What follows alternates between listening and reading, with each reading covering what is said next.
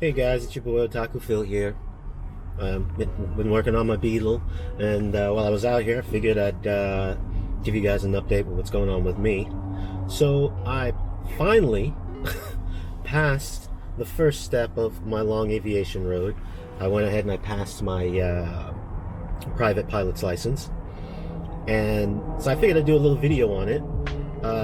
This is going to be a long video, a mini rant, big video, because there was so much drama, so much heartache, such a pain. It's amazing, and I love flying, but it was definitely a bit of a pain in the ass.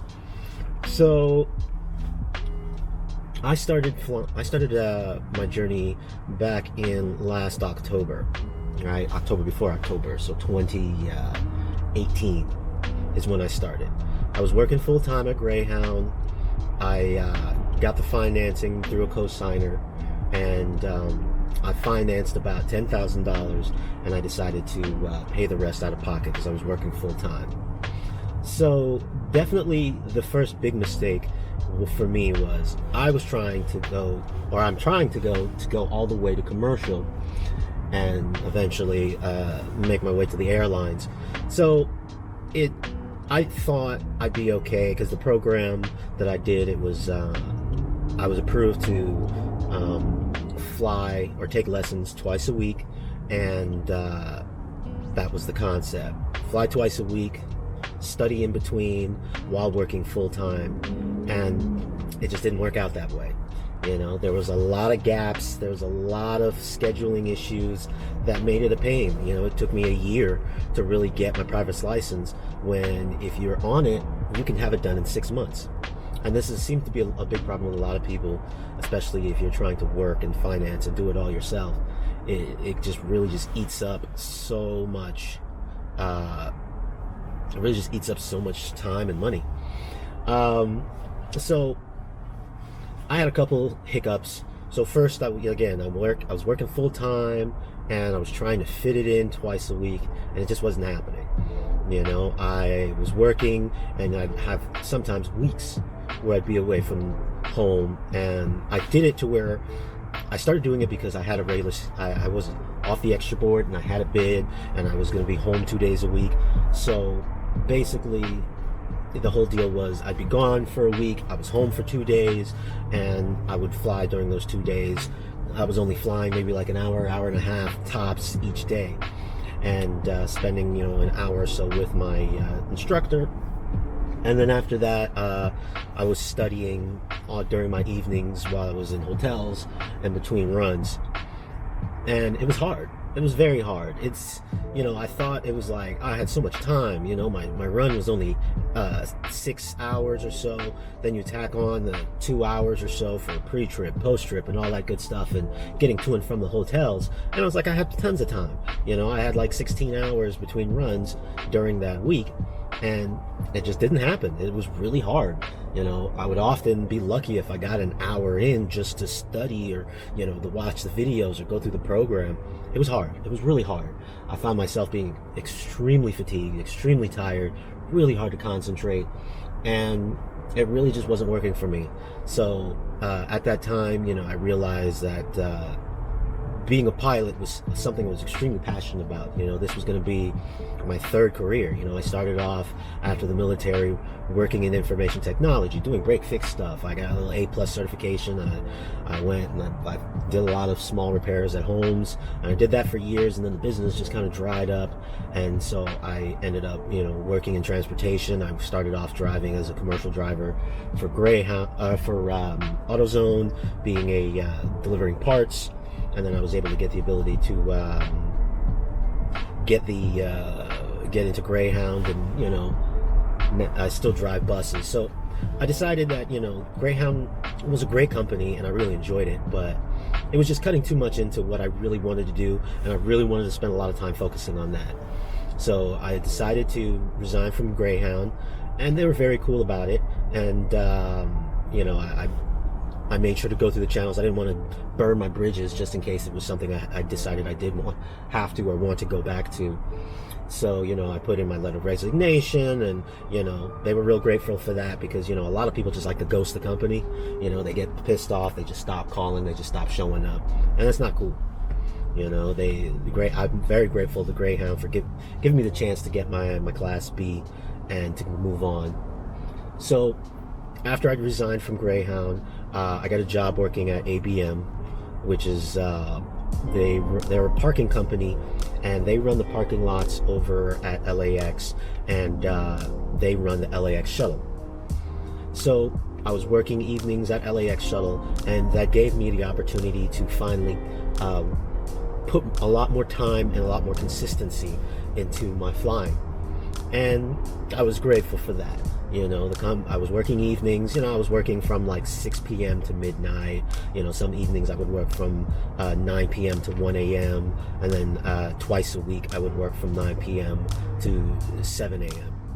So, I was I'm making good money. It wasn't Greyhound level money, but I was home every day. I had tons of time available during the days to where I could fly. I moved from flying, once a week, sometimes skipping weeks, to being able to fly twice a week and then do ground at least once a week to reinforce the studying that I was already doing. So you definitely have to step up the time if you really want to get it done in any sort of timely manner. So after leaving Greyhound and working for ABM, I was able to get more consistent time in, and the first big blow to my hours and to my finances was my first CFI. My first CFI was a good guy. He was a great pilot. He was very competent, and he helped me build up a lot of confidence in my flying. But the problem was he just wasn't very consistent at scheduling, and he wasn't consistent. He didn't have a good plan. I had plenty of times in which I would come in and he's just like, what are we doing? What did we do last week? What do we need to work on again? Because, he was a busy guy. He was concerned with getting to the airlines. He didn't create any sort of lesson plans.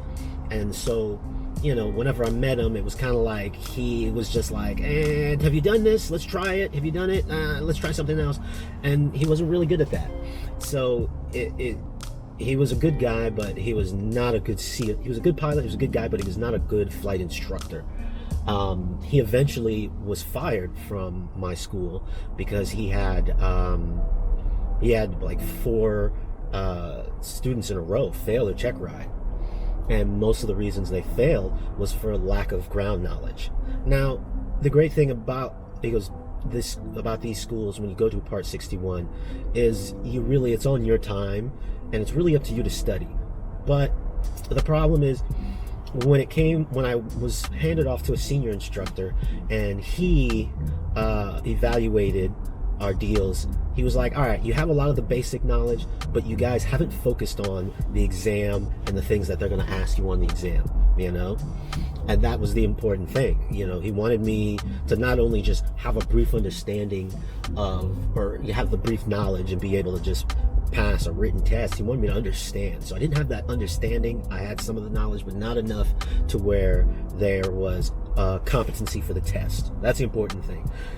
You have a book that's called the ACS, which is the Airman Certification Standards, and it's literally a test that the CFI, or not the CFI, the pilot examiner goes through to find his questions. And there was just a lot of things that they were just lacking, where the actual flight school, the ground portion, they give you an online course, and there's so much information and it's so broad that it's hard to pinpoint the things that you need to focus on and know in order to pass the airman's standards. So, my old instructor, he's a good guy, and he tried to instill us the importance, but he just wasn't focused enough to where he could be like, here's the ACS, go through the ACS, we're going to go through it, we're going to make sure that you know the main talking points, because even though it's tons of information, there are multiple books that are just like boom, this is what you should know, this is what he's going to ask you, and these are the answers that you should come up with. If it's not close to any sort of these answers, you're not going to pass. So he wasn't good at that. So the new instructor that they handed me off to, he was a senior guy. He was the senior lead instructor at the school. They handed off all of my prior instructors, students to him because he was really good at knowledge and he was really good at the ground portion. As far as flying, he was kind of laid back, but he made sure we had the competency to fly, but he really drilled into us our ground school portion. And unfortunately, by the time my previous instructor was fired, I'd already eaten up like 40 hours worth of flying, and it was literally like I had to go back and I think I probably spent like an additional 20 hours of just ground and drilling in the ground. I learned more ground in that last few months with the new instructor than I did with the entire almost year with the prior instructor. And it really, because I had the time, because I had to make it happen. I didn't want to just continuously be paying for what seemed like pleasure flying. I got all, being able to fly now and then and getting my solos done and all that stuff was great, because when I was flying to do my requirements and practice, it seemed like a dream. I love flying. No matter how much book learning you got to do, no matter how much ground you got to do, no matter how many tests and how much money you have to pay, when you get to go up in the air, it's amazing. There was not a day that I didn't go up, whether it was my instructor or solo, that I didn't feel like, man, this is gorgeous. This is why I'm putting myself through all this hell. So that kind of kept it going. Whether even when you have a lot of ground that you got to get doing, you got to get up, maintain that competency, because there were plenty of times in which I spent like weeks just focusing on the ground, got back into that plane and was just like, fuck man, that was a hot landing, I bounced it, because you really got to keep that competency up. You got to keep that continuing to hone your flying skills. So I spent a lot of time drilling ground with the new instructor, and that ate up a lot more money and time than I wanted to. Originally they had estimated it was going to take about 13 grand, and I financed 10 grand. I only had to pay a minimum of like $270 a month for that financing. I typically paid anywhere from like $300 to $500 a month for that. So once that dried up and I got to the 10,000 mark, I was having to pay out of pocket. It got harder and harder. So it was just like I had to make every dime worth its money. I had to study hard. I had to, I was using online resources. I was picking my freaking CFI's brain. I spent a lot of time just really digging down into it. And it was literally this last few months, like just this last 3 months, was just constant prep for the freaking Checkride, prep for the Checkride. So it was quite an ordeal as far as studying. I've never done so much studying in my life. Even in college, it was not as concentrated and is just so much focused as this. You're in college, you take a class, you pass that class, you don't revisit that class. It's over with. This, it was just literally like an associate's degree worth of knowledge, all crammed into just a few months of learning, and then having to recall the majority of that information at the end. It's pretty intimidating, but it was worth doing. I use Wi-Fi CFI, which is a free online link, and I'll leave a link to it in the comments. And it was basically just a really good resource of these PowerPoints, and they go through the entire ground school maneuvers and the entire ground school portion. It's completely free, and it's some really valuable information. They also have the free quizzes that you can do. You can also go to King School. King School is the program that I bought for my ground school, and when you finish theirs, they give you a certificate. But they also have a lot of free tests that you can take and retake, and as much as you want. They have all the free books that they recommend, the PHAC, which is the pilot's handbook, and there's also another one, I think it's called the Pilot's Weather Aeronautical, something like that. They have some really valuable books that you can get for free with the programs, and the program itself is only $300. So if you are looking to get into it, definitely consider getting those programs, those online programs, and getting the books prior to start flying, because having that knowledge helps you a lot. And when you're done, you'll get the knowledge test. You can take the knowledge test. You have to print out the completion, and that covers all of that. And then you get with the certificate, your instructor signs off the certificate, and then you can go take the written test. And your written test is good, I think, for like 2 years or something like that. So it helps a lot. The knowledge portion is the biggest part. Flying really just comes down to just patience, skill, and paying attention, because once you figure out how to line it up, rudder usage, you get over those butterflies of being up, dealing with turbulence, dealing with stalls and things like that. It really becomes just like honing your skills as a driver. You got to position yourself into certain places, and it becomes really fun. It becomes fun, it becomes beautiful, it becomes just like a great daily routine. If you've ridden a motorcycle and you've honed your skills on a motorcycle, taking it from just that basic to that more intermediate to advanced level of riding a motorcycle, you would understand it's pretty much the same thing. So after spending a good amount of time with the new instructor and some senior instructors, I finally got checked off to go do my Checkride. So I went to go deal my Checkride in Hawthorne. There's an examiner, and so I had to fly from Hawthorne from Torrance to Hawthorne, and the exam, I'm in Los Angeles, so everything's more expensive. Our rental is like, the rental for the 172 is about $170 an hour. You might be able to find a little cheaper, but typically you're looking at around 160 to 175 an hour. And our examiners are about $60 an hour in most of southern Los Angeles. So it's a pricey place to get it done, So afterwards, I flew over to do the exam, the pilot's exam, Checkride as I call it, or it's more of the practical now I call it.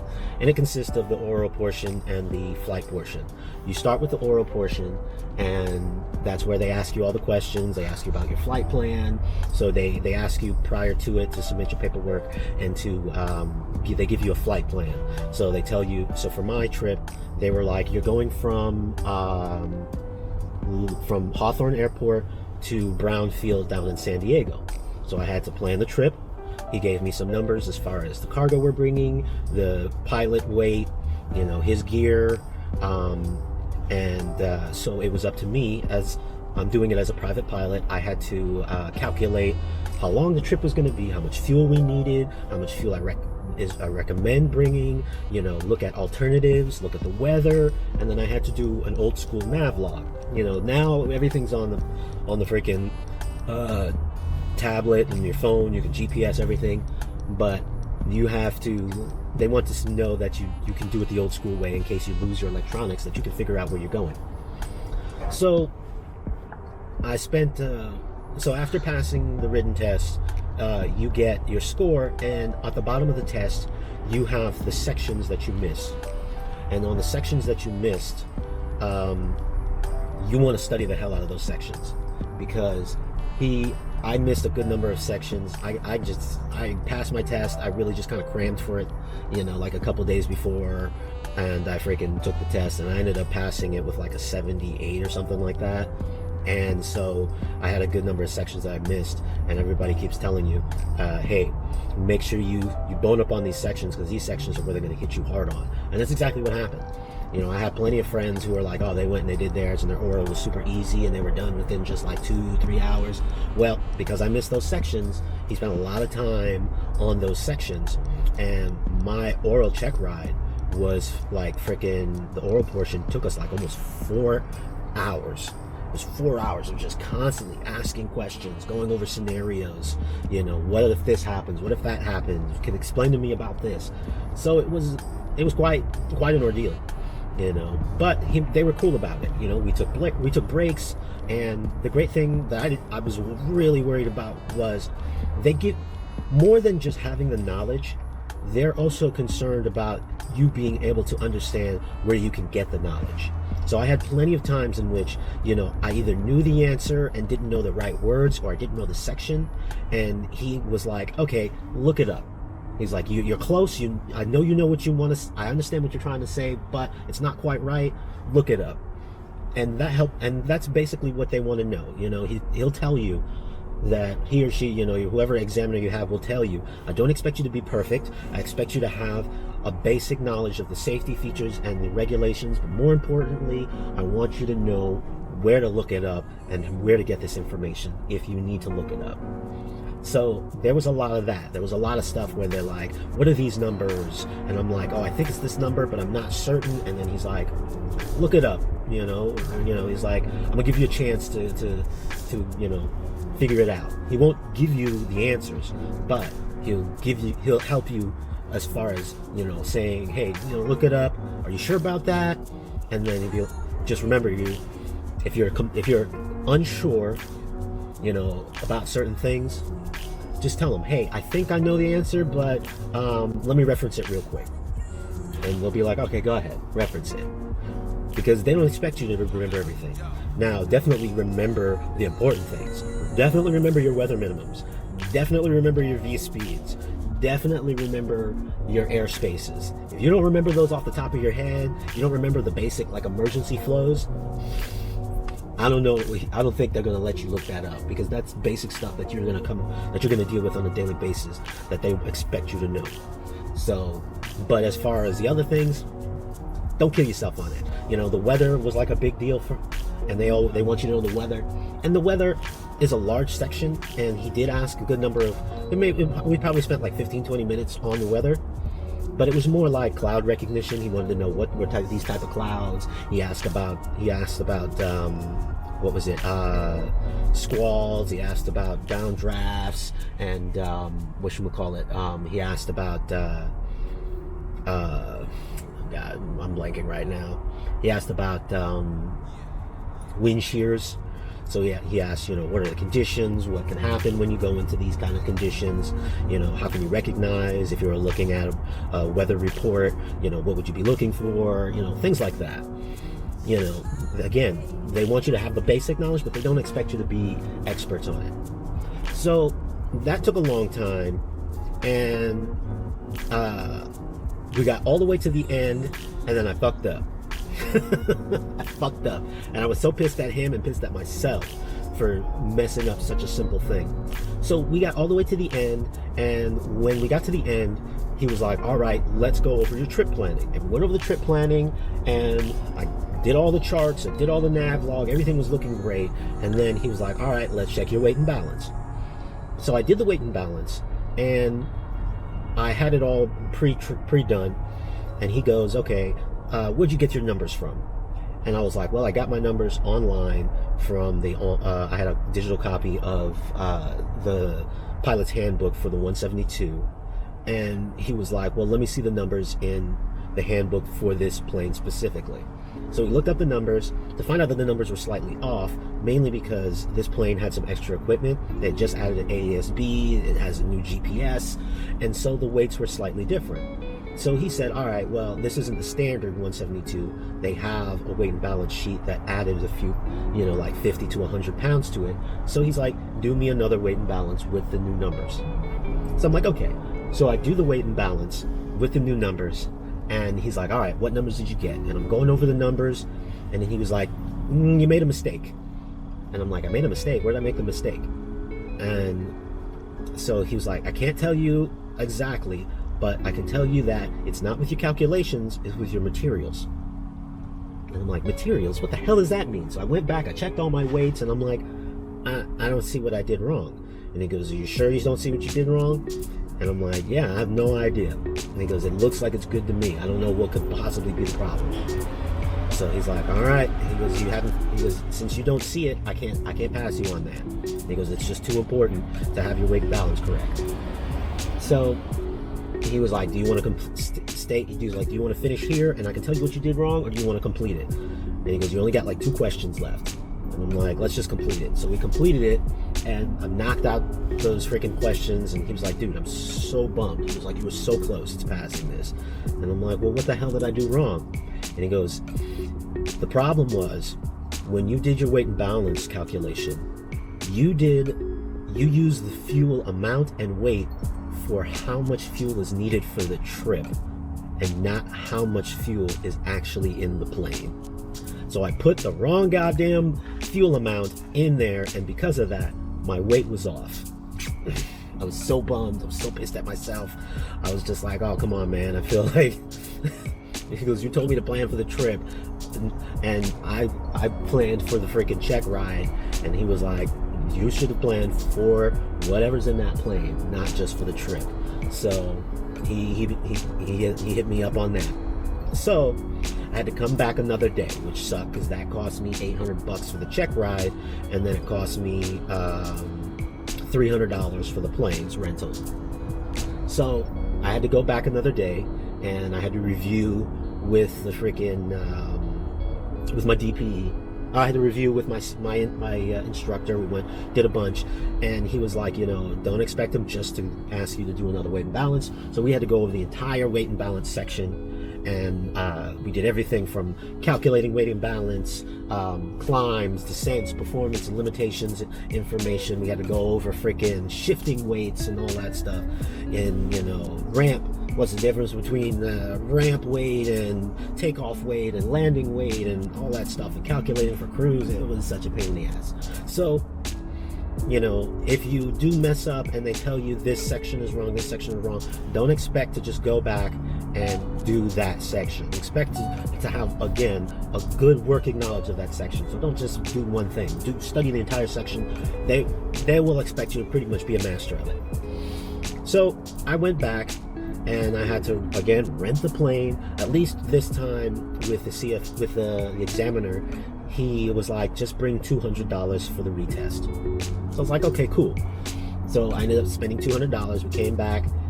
We went through it. He asked me a bunch of questions about weight and balance and had me show him to do the proper weight and balance, and he passed me on that. And then, even though he said that he just wanted the weight and balance, he still took his time and went through each section and started asking like one question from each section that I missed from the test, asking new questions. But altogether, we were done in just like 2 hours. So then after that, he was like, all right, let me see the airworthiness of the plane. And we checked the airworthiness of the plane, and I had to show him all the logs and prove to him that I knew what the airworthiness was and that I could prove that the plane was airworthy. So we went through the airworthiness, and everything checked out. We went out to the plane, and we started doing the check. We started doing the pre-trip and the checks and all that stuff. I can give you one word of advice. My CFI knew this examiner, and he told me, he said, hey, this guy is a stickler for the checklist. Every examiner is a pretty stickler for the checklist. You've got to make sure, keep in your mind, keep thinking, checklist. Try not to forget the checklist. If you forget to look at the checklist, run through the process of the checklist and say you've done the checklist. Memorize the checklist, make sure you have a good handle of the checklist, and always reference your checklist. So,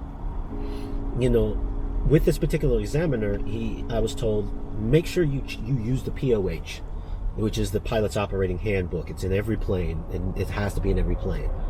So what we'll typically do is we'll start off in the POH, and then we'll do a few points in that, and then we'll move to an abbreviated checklist that we keep with us, typically either in a pocket or on a knee pad. So I was like, all right, I'm just going to do the whole thing from the POH checklist, and then for, when I take off, land, all that other stuff, I use the knee pad checklist because it's much smaller and much more precise.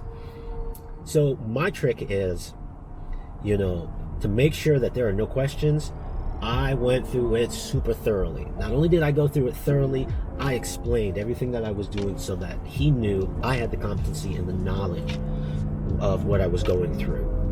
So I went through it each piece at a time. I read it out, and he basically told me, treat him as if he was not a pilot. He had no information. He's just a buddy going on a trip with me. And he's curious about aviation, so I'm doing it as if I'm teaching him about the plane, and I have all the knowledge as a private pilot. So that's what I did. I went through, I did line by line, bullet by bullet, and I was showing him where things were. I'm like, okay, it's like I'm starting off, and I'm like, oh, turn the masters on. Here's the master switches. This turns on all the power. And he goes, check. He goes, turn on all your lights, and I'm like, so I'm gonna turn on this light. This is, my freaking landing lights, my freaking position lights, my nav. I'm doing all this piece by piece. What was cool about that was I took my sweet time, and because of that, He never pressed me on checklist again. You know, like it was so bad. I was so slow and so methodical about the checklist that I got like 40, 50, 60% through the checklist. I didn't even finish the walk around. And then he was just like, all right, I'm going to go use the bathroom. Just finish up. He was so confident that I was going to be thorough about it. And that's what I did. I went through the whole thing and I was very confident. I mean, it makes you a safer pilot if you're methodical about it as well. You know, it's not going to, because it's spending your time on the checklist and making sure everything is done correctly is going to help you in the long run. So I went through and I freaking did the checklist, and he came back and we were ready to go. And again, I made sure every part of the checklist was done methodically and it's explained. So we took off and we did a regular deal, and we started off with our route. So we got like three legs into our route, which was maybe just like about 15 minutes, 20 minutes tops into our flight. And he wanted to make sure that my nav log matches my headings. You can't be more than, I think, like 10 degrees left or right of your intended heading. And I was pretty spot on. I was off by just like 2 degrees most of the time, degree or two. And so by our like third leg, he was like, oh man, my stomach hurts. We need to land as soon as possible. So he was like, we need to deviate to another airport. Where are we going to deviate to? And so we picked an airport to deviate. At the time, we were close to Long Beach, but he likes going to the Compton, because Compton is an untowered airport and you have to do all the calls and manage it yourself. So we went to Compton Airport and we did a couple landings there. I had to show him my soft field landing, my short field landing. He had me do a forward slip. He had me do a soft field takeoff, a short field takeoff, the standard stuff. And again, the important thing is checklist. You know, there wasn't a time where I didn't stop and do the checklist. And I knew it. The moment I did something that required a checklist and I didn't do it, he was going to pig me for it. So we just keep drilling your head. Checklist. So we did all that, and we took off from Compton. I think this was like, we did like 3 or 4 takeoffs and landings. I took off from Compton, and he was like, all right, just head on out. We're going to go off and do our maneuvers. So we went out and we did our maneuvers, and he took the controls, and we went right into ground maneuvers. So he found a building that had a helipad on the top, and so we started off with our turns on a point. So basically, turns on a point, you have a reference point that's on the ground, and you had to maintain a bank and keep it at a constant distance, and it's pretty much speed from you in a full circle, and you had to manage that. So I did that. Then we followed a straight section of the highway, and we did some S turns. After that, we went and we did, the basic stuff. We did stalls. We did an emergency landing procedure or engine out procedure. We did a low voltage warning procedure. We did power on stall, power off stall. We did pretty much everything.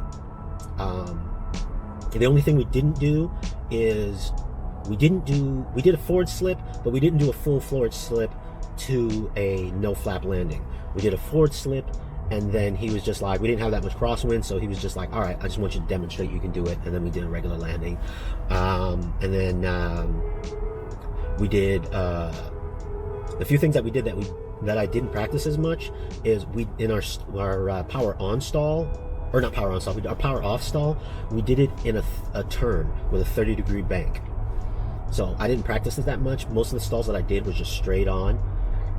So I had to do with that. We did it in the turn, which stalled the wing, so I had to correct the rudder and then level off the plane along with your typical recovery procedure. So that was one thing that I hadn't done very, very much, that I was a little worried about. But if you've been flying for a bit, and you've been practicing your stalls, it's the same procedures. You're just, kicking in that rudder to mitigate any spin. And then the other thing that we did that I haven't really done a lot of was the emergency descent. I hadn't done a lot of emergency descents, so we did that. So definitely make sure you practice those along with your stalls and your steep turns and all that stuff. So we came in, did a couple more landings. We had a crosswind, so we wanted to see more crosswind corrections.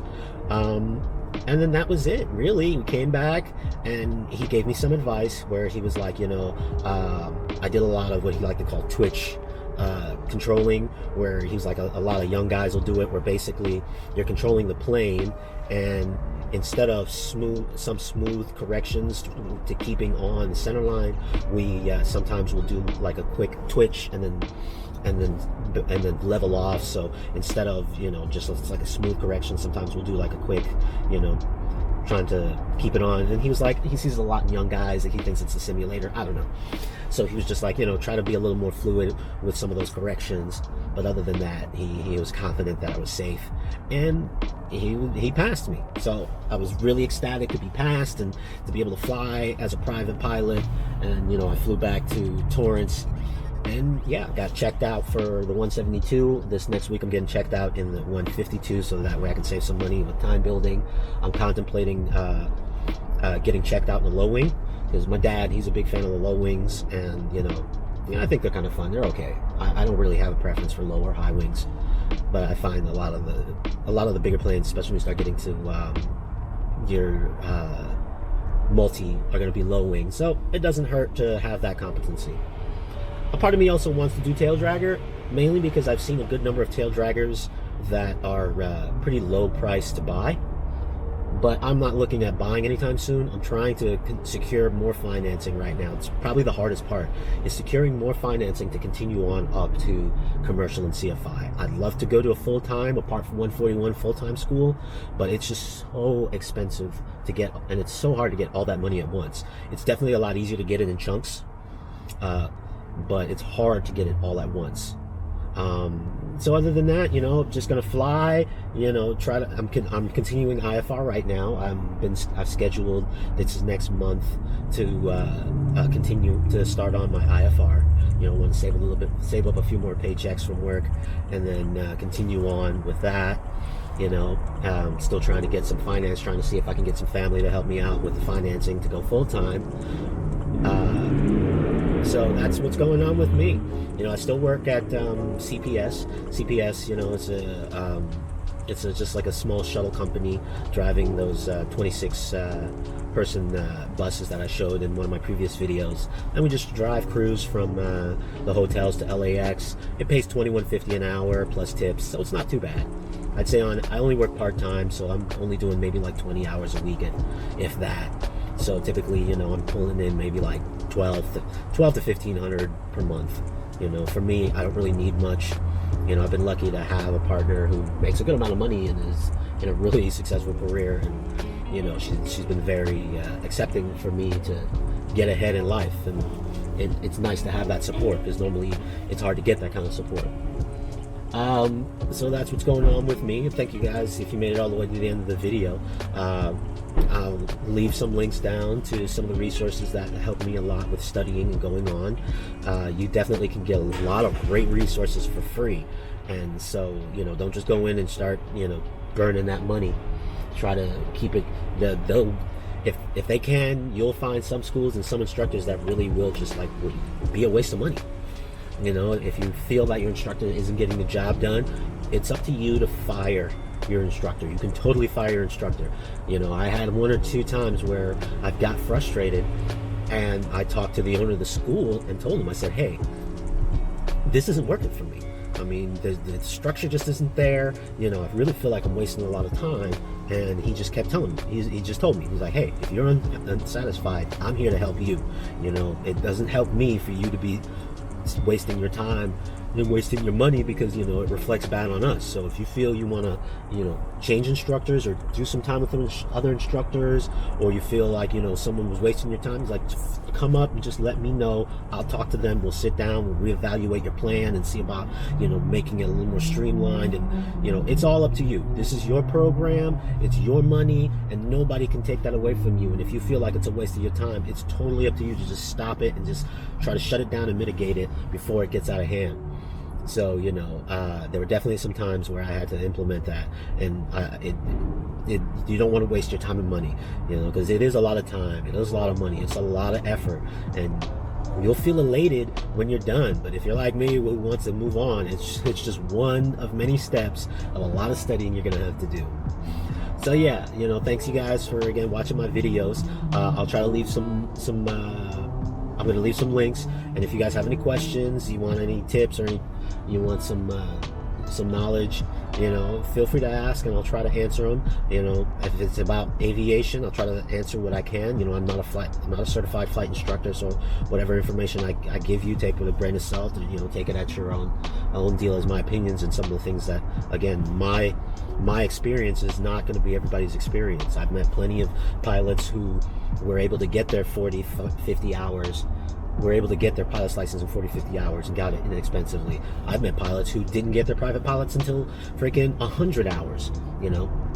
I'm currently at 80 hours. So it's kind of like middle of the deal. I think the average, if you stay consistent, you do it on a regular, I think the average is about 60 hours. A lot of schools will plan for you to do about 60 hours when they come up with money and the average bills. So yeah, again, thanks for watching my videos, and I'll talk to you guys later.